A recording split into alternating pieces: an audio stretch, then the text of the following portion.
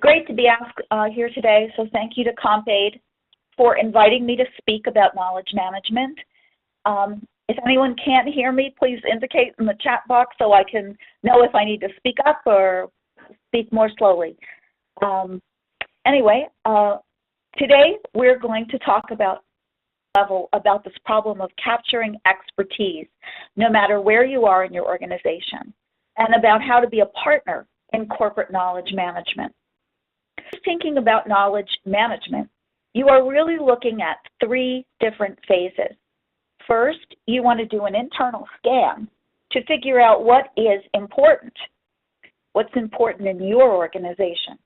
Then you want the right tools and techniques for storing and transferring knowledge. And you want to do an environmental scan, which is a business school look at what your company is doing, so you are sure you are gathering what you actually need to capture.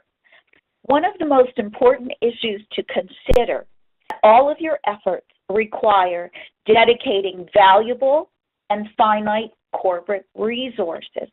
So for any company, knowledge is your lifeblood.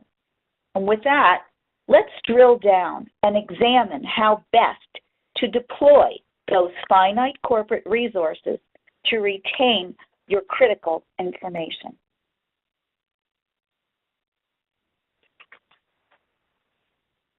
Of the 3 strategies is your upfront action to stratify your corporate knowledge and decide what's important.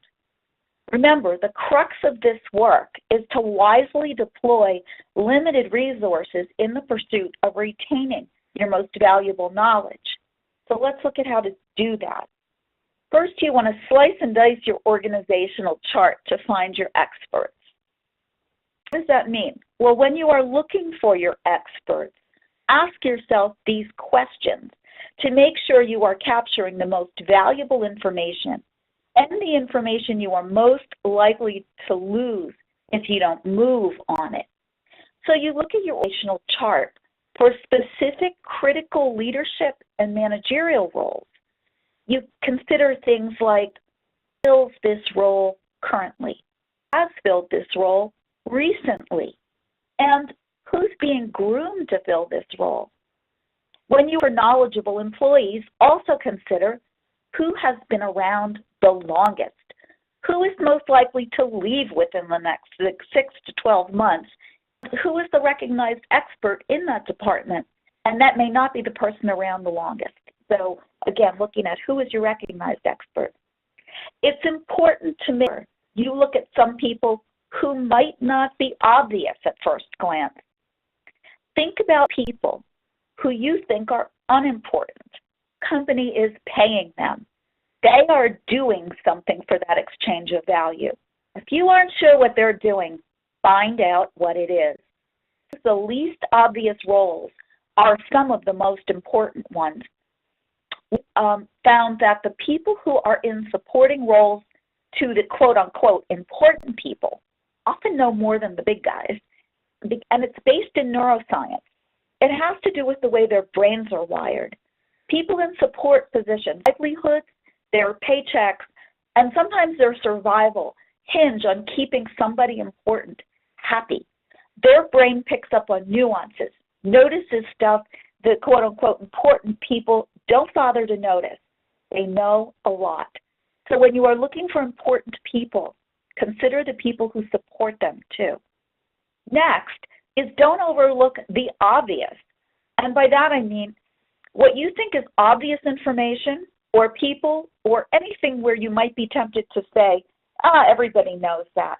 Well, you might not believe it, but not everybody does. In fact, if everybody knows something today and you don't write it down or capture it in some way for the future, everybody will not know it tomorrow. And this is a corollary to that's always done it. So you think there's no need to pay much attention. Yes, pay attention. 2 reasons. That your next generation of employees won't know it if you don't capture it. And second is that sometimes by putting the obvious under a microscope, you might find out that it is the way to do it, but it might not be the best way to do it. Learning the obvious can lead to improvements over the way you've always done it too. So companies are learning organizations. Organizations are growing organizations. They respond to the market. They respond to changes in technology. So in order to grow and thrive, put your assumptions under a microscope. The other one is taking obvious people for granted. Sometimes you think, oh, those people aren't going anywhere. Are you so sure about that? I mean, this gets back to the idea of stratifying your organizational chart. Make sure you're familiar with the people in key positions and what they do. They might win the lotto and say, take this job and shove it. And they get on a jet and go to Hawaii, never to be seen again. Do not take people for granted when you're looking for your experts.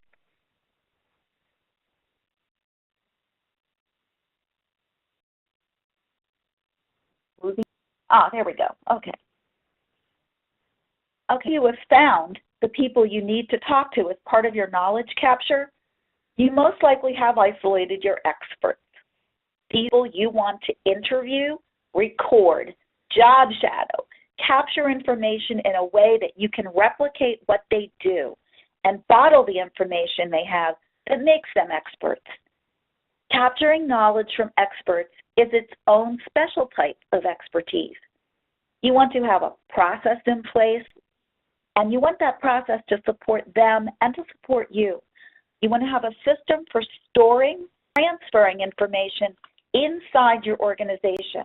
We often think of this as the domain of the training department or an HR function, but it is more than that. You often find that capturing, storing, and transferring critical information is part of every unit and function. Think about sales and marketing.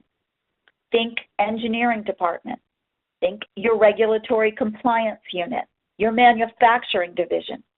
In addition to training and HR, there are places where critical information is stored and transferred informally or not at all, and that is often where the most essential information is housed. Let's look at how to capture knowledge from experts no matter where you are in the organization or no matter what your function is in the organization. The biggest challenge with capturing expert knowledge is the fact that you are working with experts. So, what a challenge. Well, experts have reached a level of expertise in which they are unconscious competence. That is, they are so well informed on their subjects that they don't even realize how much they know.